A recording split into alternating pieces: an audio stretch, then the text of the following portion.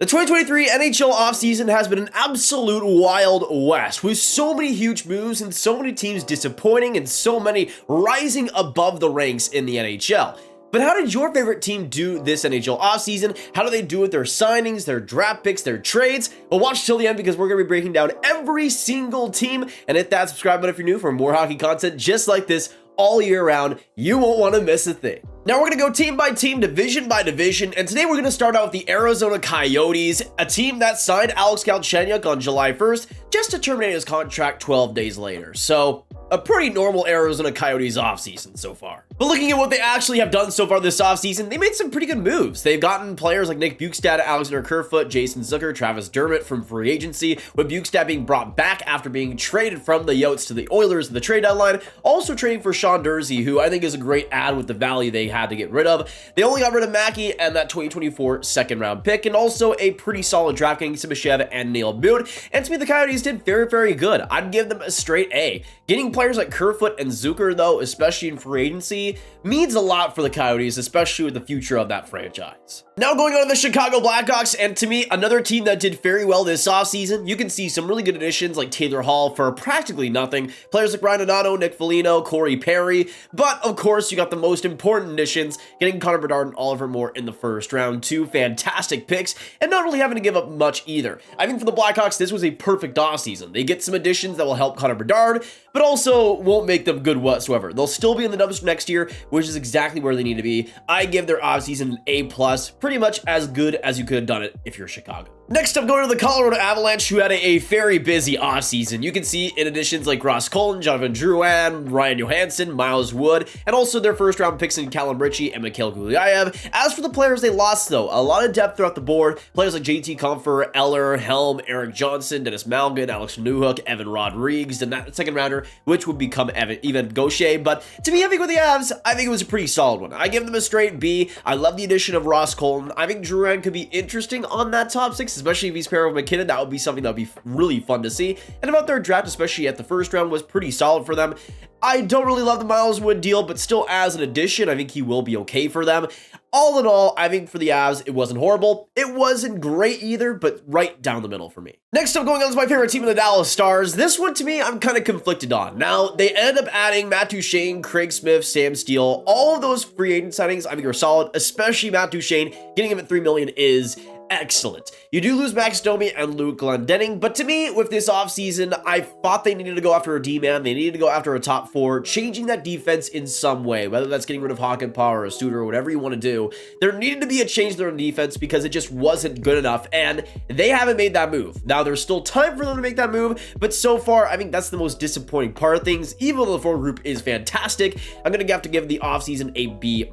I hope that it's incomplete because that defense still needs upgrades. Now moving on to the Minnesota Wild, another team that could be in wait-and-see mode right now. Of course, the big player they added was Pat Maroon, as well as getting Charlie Stramel in the first round, but they've lost a lot of free agents in Matt Dumba, John Klingberg, Gustav Nyquist, and Sam Steele, so a lot of depth throughout the defense and forward group that really hasn't been replaced. Now, they have $8.2 million to work with, so a lot of room, at least right now, to work with, even though in the future that might not be there. And to me, just like Dallas, there's been some missed potential so far. I'm going to give their free agency a C-, just because, again, I feel like that cap space could be used in big ways that they just haven't used so far. Maybe we'll see them add, but we'll see. Right now, Minnesota just kind of seems incomplete so far. Now let's go on to the Nashville Predators here, a team that has had a monstrous offseason so far. In terms of the free agent signings, they got Gustav Nyquist, Ryan O'Reilly, Luke Schenn, and Denis Gurianov. Some players that will be added onto the top of the lineup as well as on the middle of that lineup like Gustav Nyquist. Ryan O'Reilly is a big change though, and we've seen so far this offseason how Nashville has prioritized that locker room change, that culture change.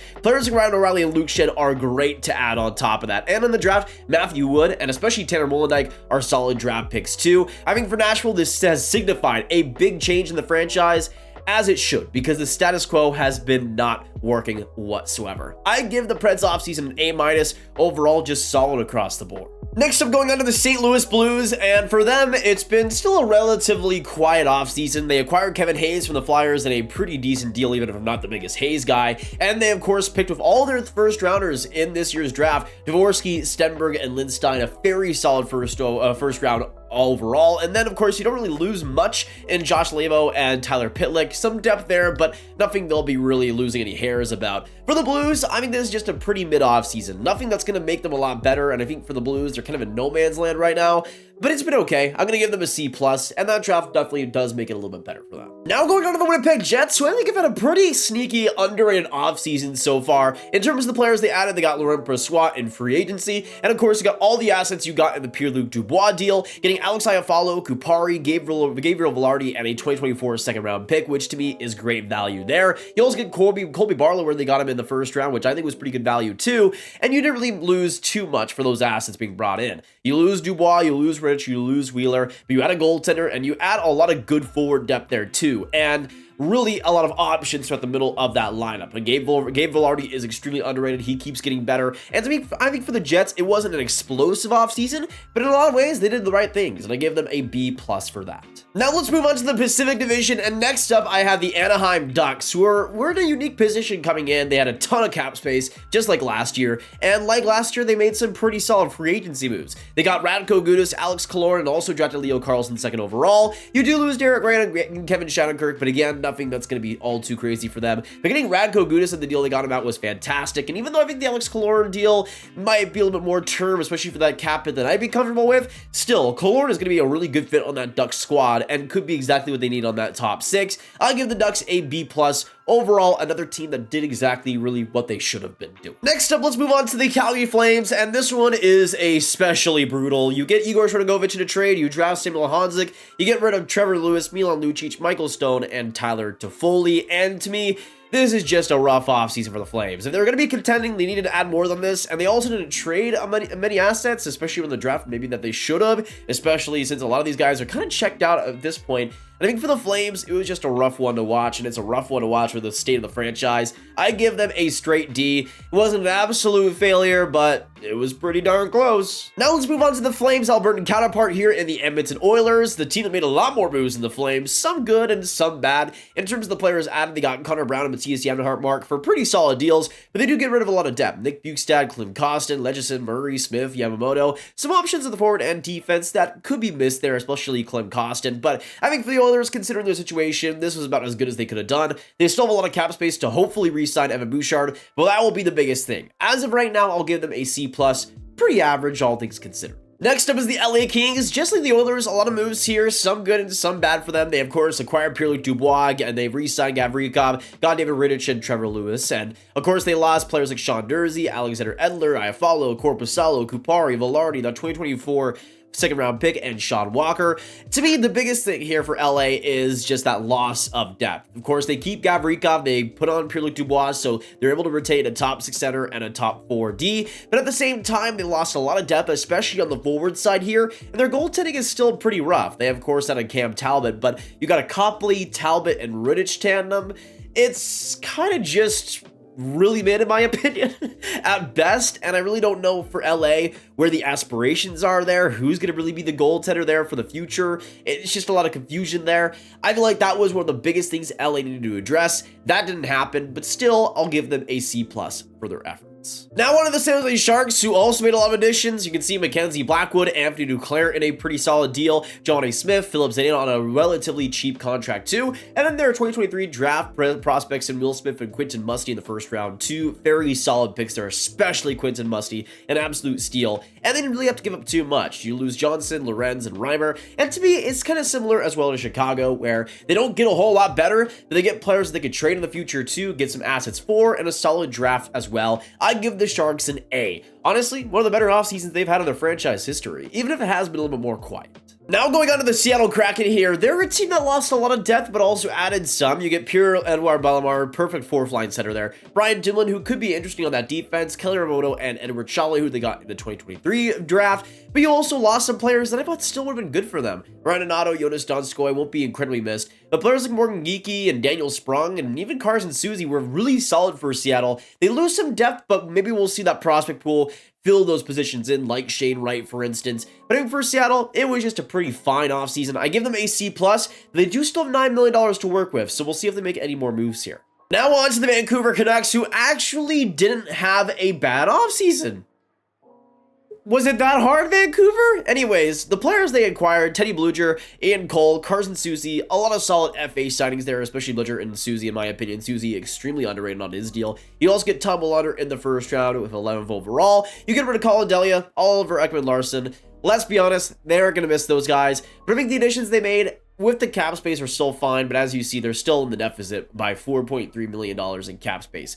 This Canucks offseason is not done. There might be some bloodshed to get back to that cap level. We will see. I'm going to give right now the Canucks a B- though. From what we've seen so far, pretty good offseason for them. Now, one of the Vegas Golden Knights, a team that from the lookout, you might say would have a bad offseason. They got rid of Teddy Bluger, Brossoit, Kessel, Quick, Smith. A lot of depth that is lost, and we will also see likely another deal made. But they got David Edstrom, 32nd overall, pretty solid pick there. But what's most important is the players they still didn't give up. They got, of course, a big contract extension for Ivan Barbashev, kept Aiden Hill, and realistically kept a lot of the band still together. Riley Smith is really the big exception of players that had a big impact on Vegas. Besides that, their roster is pretty much the same, and especially that defense, which was one of the most important parts throughout the entire year for Vegas, is still intact. That, to me, was the most important thing, and I'm going to give their offseason a B+ just for that alone. Next up, let's go on to the Carolina Hurricanes, who I've had a pretty big problem with throughout this entire offseason, really. You get players like Michael Bunting, Dmitry Orlov, and Bradley Nadeau with that first-round pick. You lose Shane Gostisbehere, but really, it's about the lack of big changes. Sure, Orlov's going to be great, and once Pesce is gone, he'll fill that spot perfectly, and Bunting is a solid middle six addition, but the problem is the Canes needed more goal scoring. They needed more top-end game-breaking talent, and that's still not there. Sure, having a healthy Andrei Svechnikov is going to be better for next year, but even when Svechnikov was healthy and the Canes had all these different players at the top, it still wasn't working. How is it going to work next year, even with Svechnikov healthy? Is Michael Bunting going to be the 40-goal scorer you need? I don't think so. I think the Canes really desperately need to get a player like Alex DeBrincat, somebody that can reliably score for you and can rebound in a good spot. To me, with the Canes, that's just not going to work out, and to me, they're setting themselves up for in a position where the exact same problems are going to come to a head next year. Unless they made some big trade deadline acquisitions or something,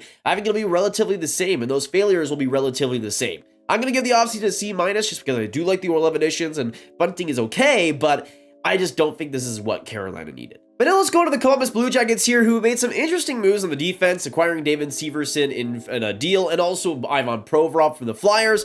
But to me, the biggest thing about this offseason was getting Adam Fantilli 3rd overall, also some other great picks in that draft like Gavin Brindley, and to me, this Blue Jackets offseason was solid. I don't think they're going to be a playoff team next year still, but they made additions to get closer to that mark. But Adam Fantilli 3rd overall, man, is just an absolute goated move. I give the Blue Jackets a straight A, just solid moves overall, but that draft, man, was something special. Now let's move on to the New Jersey Devils, and to me, another team that had an extremely underrated offseason here. You might only see the one player that added is Tyler Toffoli, but a lot behind the scenes. First off, they got Jesper Bratt, and they got Timo Meier re-signed to pretty solid deals, all things considered. Now you do lose David Severson, Mackenzie Blackwood, Igor Shrangovich, but nothing that I think is going to make too big of a difference, especially with David Severson, with players like Luke Hughes coming up. They will be able to fill those offensive holes. But to me, it's about what they were able to keep, what they were able to re-sign, and the cap space they're still able to have. They have $5.6 million to work with, and for the Devils, they're already one of the best teams in the NHL, in my opinion. With that cap space, they can use it to be even better, and maybe the most likely team next year to win the Stanley Cup. I'm that serious. This Devils team is sweet, man. I'm going to give their offseason an A+ for everything. That cap space still available with the additions they made and the re-signings they made too. Now let's go on to the New York Islanders, who another team that you might see, they added no players, but it was mostly re-signings that came into play, re-signing Pierre Engvall, re-signing players like Scott Mayfield, and the Elias Rokun deal just absolutely fantastic. They did get rid of Josh Bailey, but the problem to me really just lies with the Islanders and their position. Do they want to be a contender? Do they want to be a rebuilder? They're not really fitting either of those molds, and just like St. Louis, they're kind of stuck right now in no man's land. What they did in this offseason didn't quite change that, and to me, that's the most disappointing part. Gonna give them a D+. The re-signings were good, but it doesn't change the mediocre status quo. Next up onto the New York Rangers, a pretty solid offseason for them so far, getting Blake Wheeler, Eric Gustafsson, Jonathan Quick, and Gabe Perreault in that first round. You do get rid of Patrick Kane, Tarasenko, and Nico Mikkola, but of course all those were trade deadline additions. For the Rangers, it was a solid one. I give them a straight B. They also still have some cap space to work with at $6.1 million. That could lead to some more deals down the line. But I think for the Rangers, as long as they get some additions from the young squad, if Keandre Miller is able to take that next step, if hopefully a Kako or Lafreniere is able to take that next step, then they should be in a good position. But we'll see. They still added depth, though, that could rise to the occasion if they really need to. Again, straight B for the Rangers. Next up on the Philadelphia Flyers, a team that had a really solid offseason in my opinion. You get Ryan Poehling, Garnet Hathaway, Mark Stahl, Sean Walker, and then the draft get Matvei Michkov and Oliver Bonk in the first round. You lose James Van Riemsdyk, Ivan Provorov, and Kevin Hayes. And even though the Flyers had the potential to be even more active in trades this offseason, we heard rumors, of course, about Carter Hart, about Konechny, about Scott Laughton, a ton of different guys that will likely be moved at some point. I think for the Flyers, this start in the rebuild is fantastic, especially that draft getting Matvei Michkov to start things off. For the Flyers is exactly what they needed to do. Even though that rebuild isn't nearly complete, they're still in a spot where they have a ton of assets to trade, will still likely be towards the bottom next year, and in the perfect position to take once all those guys are gone. An A- for the Flyers, and Danny Briere is doing a pretty solid job. Now on to the Pittsburgh Penguins. Kyle Dubas, his first offseason as Penguins GM, and I think he did a pretty solid job. Now they're still in the negative in a 2.3 negative cap hit, so there will likely be some more moves on top of this. But I think for the Penguins, it was pretty alright so far. Nola Chari, Lars Eller, Riley Smith, Ryan Graves, and drafting Brandon Yeager, getting rid of Jason Zucker and Brian Dumoulin in free agency. There's still likely some more moves that'll come here. I think for the Penguins, re-signing Jari to that deal was really disappointing considering the inconsistencies and the injuries that he's had at $5 million. Just doesn't make sense to me. Regardless, though, still some good assets acquired by the Penguins, and they'll hopefully be better next year. Now on to the Washington Capitals, who didn't really have the space to make too many moves, but they got Max Pacioretty and traded for Joel Edmondson, also drafted Ryan Leonard at 8th overall, pretty solid pick there, and got rid of Conor Sheary in free agency. Overall, a decent free agency for the Capitals. Pacioretty will be solid for them. Edmondson was at a relatively low cost, considering I thought the value that he had around the league, so we'll see if that's able to add on. Just like Pittsburgh, some minimal improvements. I'm not sure how much it'll really help them in the Metro Division, but it's going to be a Wild West for sure. I give them the same rating though as the Penguins, with a B- for the Caps. Now going on to the Boston Bruins, an offseason that was really quite confusing from them. They add players that I think are pretty solid, Morgan Geekie and Kevin Shattenkirk, who also had Milan Lucic and James Van Riemsdyk. You lose a lot of players though. Bergeron, Bertuzzi, Hall, Foligno, Krejci, Orlov. They get rid of Hall and Foligno's contract. They don't sign Bertuzzi or Orlov, and they have $6.9 million in cap space to work with here. They have to re-sign Swayman, but to me, I think it was really quite confusing how they got rid of Hall and Foligno and re-signed Bertuzzi or Orlov and kind of just let that happen. I thought when we saw the Taylor Hall deal, it was immediately going to be followed up by a Tyler Bertuzzi re-signing. That didn't happen, and especially with the players that are likely going to lose, like Bergeron and Krejci, to me, the Bruins are in a much worse position next year, and the additions aren't really substantial either to really negate that. I give them a straight D, just a disappointing offseason for them, all things considered. Next up are the Buffalo Sabres. They're another team that I can't really get much of a read on this offseason. They, of course, acquired Dean Clifton and Eric Johnson, who I think are fine together. I don't know if that's the huge addition defensively that I would have liked to see for Buffalo, but they do get Zach Benson 13th overall, which was one of the best picks in the first round in that 2023 draft. They lose Craig Anderson. To me, I just don't really know about that goaltending. Is Levi and Comrie, or at least is Comrie going to be your starter alongside Levi right now? Is that what you're really going for? I think the Sabres desperately needed to add a goaltender, at least for this next year. Hellebuck would have been perfect to let Levi cook just a little bit and get some more time, but also have the patience for him. The Sabres offseason might not be done still. They do still have a lot of cap space, but so far it's just been a little bit more calm than I would have wanted for them. I give them a C+. It was fine, and that 2023 draft was also solid for them, which raised their stock for me. Next up, going on to the Detroit Red Wings here, a lot of big additions from trade and free agency. Alex DeBrincat, JT Compher, Klim Kostin, Shane Gostisbehere, Justin Hull, James Reimer, and of course the draftees in Nate Danielson and Axel Sandy-Palika in the first round. You get rid of Alex Chiasson, Robert Haig, Alexander Nedeljkovic, a 2024 first, and Donovan Sabrango, those two assets being in the DeBrincat deal. Overall, a very solid offseason for them. The DeBrincat deal obviously was the highlight. I still have questions over Detroit and whether they're going to have to take that really big next step next year. The free agent signings were largely just a pile of average, and a lot of money for pile of average, and we'll see if Detroit's able to take the next step, if they're able to get past that. They are a much better team though, so I'm going to give them a B+, but that is really carried by the Alex DeBrincat deal. Now moving on to the Florida Panthers here, and to me, a really quiet, under the radar, but solid free agency and offseason for them. They of course acquired Evan Rodrigues, Oliver Ekman-Larsson, Nico Mikkola, Mike Riley, and Anthony Stolars, and of course with the news that Ekblad and Montour will be out for the first couple of months of the year, that really made Florida's offseason plans urgent, but they got after a lot of solid deep depth, and I think Oliver Ekman-Larsson is in a position to potentially rebound. We saw how much he wants to do that. Nico Mikkola was solid for the Rangers down the stretch, and Mike Riley could be really underrated in an offensive role. Evan Rodrigues is a solid addition too, and they got rid of course, Anthony Duclair, Radko Gudas, Mark Stahl. Gudas especially will hurt, but they still have $1.1 million in cap space and still have a little bit of room to work here. We'll see if the Panthers have more moves in them, but so far, I think they're actually one of the better off seasons. I give them a straight A. With the cap inflexibility they had, I thought they did a pretty good job here. Now let's advance on to the Montreal Canadiens here, who made some interesting moves, mainly the Alex Newhook deal, where they acquire Alex Newhook and get rid of a 2023 first and second, which became Mikhail Gulyayev and Ethan Gaucher. They also got rid of Joel Edmondson as well in that deal and got a little bit back, I guess. For the Canadiens, though, Alex Newhook is a really interesting upside bet, even if they didn't have to get rid of a lot to acquire him. Also, you get David Reinbach with that 5th overall pick there, but hopefully a top 4 D in the future there. Overall, I think for the Canadiens, it was okay. It was solid. I give them a C+. If Newhook does pop, though, then it's a much better offseason for them. I expect he will. Now let's move on to the Ottawa Senators, a team that was kind of all over the place here. They, of course, got Dominic Kubalik, 2024 first in that deal, as well as Donovan Zabrongo in the Alex DeBrincat trade. They get rid of Cam Talbot, but also acquire Joonas Korpisalo on that 5-year mega deal. And to me, I think for the Sens, they didn't have much leverage at all with the Alex DeBrincat's trade. And I think overall, if they're able to get a solid pick in that first, then it could work out in their favor. Dominic Kubalik is a solid player there too, but Joonas Korpisalo will really be where this offseason really truly hinges on. If he could be the starter that Ottawa needs, then that's exactly what they've been searching for. Sure, losing Alex DeBrincat there is tough, but they still have $7.5 million to work with here, so do not be surprised if they go after a top 6, a top 9 forward here again. Keep Korpisalo, of course, with that goaltending, hopefully improve that, and if they do, this Sens could be much better next year. Hopefully, a playoff team, finally. I give the Sens, right now, a C+.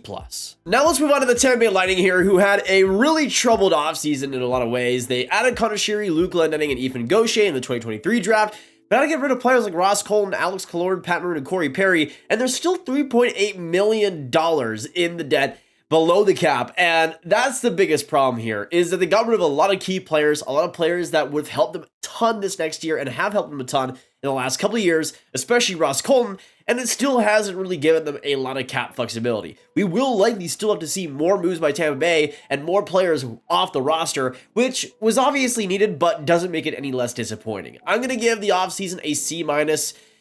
It was just average, but I feel like there's still going to be more moves that are even more painful for the Bolts. And then on to the last team here in the Toronto Maple Leafs, who also had a crazy offseason, getting Tyler Bertuzzi and Max Domi to really good one-year deals.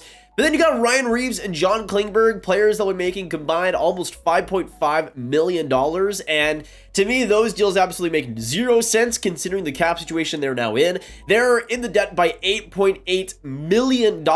And that's not a decent chunk of change. That is a mega chunk of change. And the Leafs will have to make some big moves this offseason to make sure they can even get to even on the cap. And to me, that is a big problem. You get rid of Michael Bunting, Justin Hall, that makes sense. I think for the Leafs, though, the Bertuzzi and Domi deals are fantastic, but the Reeves and Klingberg deals counteract it. And especially considering some of the other players that could be dealt to even make space for both Reeves and Klingberg, to me, it makes it a lot worse for them, but I'm going to give them a straight C. Some great moves, but also some pretty questionable ones. But that'll be it for today, guys. Thank you so much for tuning in. If you did enjoy my grades, hit that like button, hit that subscribe button, hit that notification bell. Comment down below. What do you guys agree and disagree with? What would you grade your favorite NHL teams offseason so far? And how would you grade the rest of the league as well, from A+ all the way down to F? Let us know down below, and of course, subscribe, hit that like button, hit that notification bell if you haven't already. Put the video out to all the hockey fans you guys know online so they can see what their grade is for their favorite team, and click on this card for all my hockey rankings content right on one playlist. A lot of bingeable stuff up there that you won't want to miss. And thank you so much for watching. Hopefully you guys drink some water. Hopefully you have a great day. And thank you so much for spending your time watching today's video. Appreciate it all a lot. And thank you all the Grab Gang for all your support. Absolutely love you guys. Thank you so much, y'all. And I hope you have a great day. And goodbye.